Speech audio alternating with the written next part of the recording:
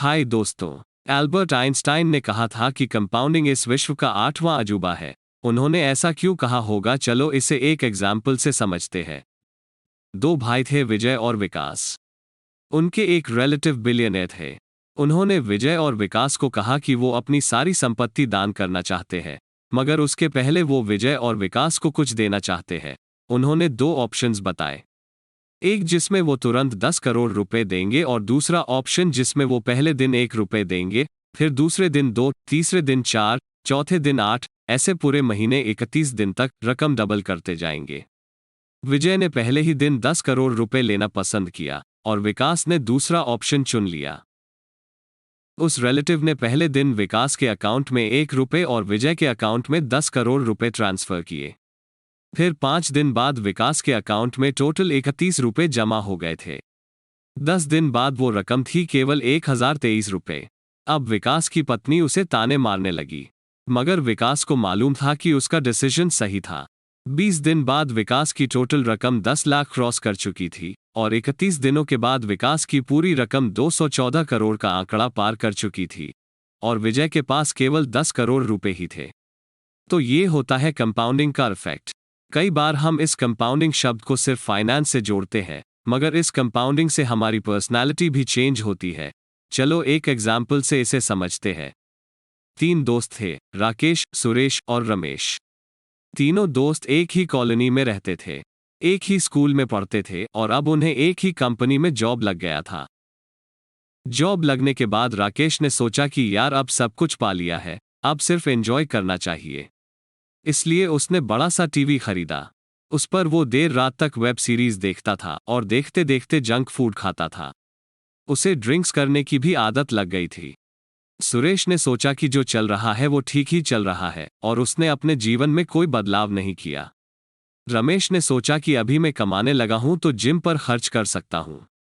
उसने जिम के साथ हेल्दी फूड खाने को भी प्रायोरिटी दी और अपने जॉब के रिगार्डिंग बुक्स पढ़ना चालू किया। 3 महीने बाद उन तीनों में कुछ फर्क नजर नहीं आ रहा था, मगर 3 साल के बाद वो काफी बदल गए थे। राकेश मोटा हो गया था और अपने जॉब में आगे नहीं जा पा रहा था। सुरेश लगभग 3 साल पहले के जैसा ही था। रमेश अब ज्यादा फिट हो गया था और जॉब में भी आगे बढ़ गया था। तो इस तरह आज छोटी लगने वाली आदतें कंपाउंडिंग के कारण आगे बड़ा रूप ले लेती है। चलो समझते हैं कि हम इसे ग्राफिकली कैसे दिखा सकते हैं। ये ग्राफ देखिए। शुरुआत के कुछ महीनों में राकेश, सुरेश और रमेश में कोई ज्यादा विजिबल डिफरेंस नहीं था, मगर कंपाउंडिंग इफेक्ट के कारण कुछ सालों बाद वो डिफरेंस बहुत ही ज्यादा विजिबल हो गया था। अगर कोई कहे कि किसी छोटे पौधे को जमीन से उखाड़ लो तो कोई भी उसे आसानी से कर लेगा, मगर पौधा थोड़ा बड़ा होने के बाद उसे उखाड़ने के लिए ज्यादा मेहनत लगेगी और बड़ा पेड़ बनने के बाद उसे उखाड़ना नामुमकिन हो जाएगा।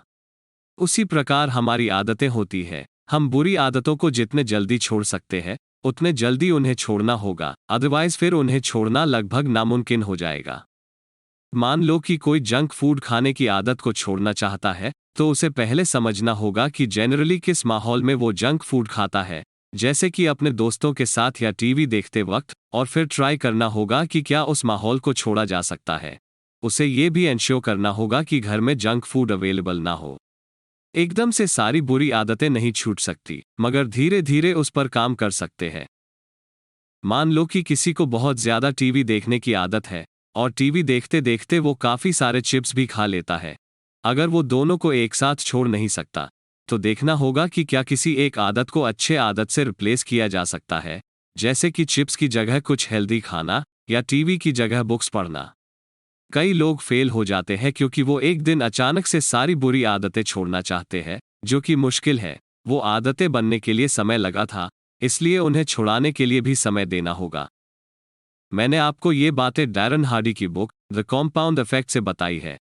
आपको ये कैसी लगी, ये कमेंट करके ज़रूर बताइए और इस वीडियो को भी लाइक कीजिए और इस चैनल को सब्सक्राइब करके बेल आइकॉन पर भी क्लिक कीजिए। तो जल्दी ही मिलते हैं किसी और वीडियो में एक नई बुक के साथ। Thank you.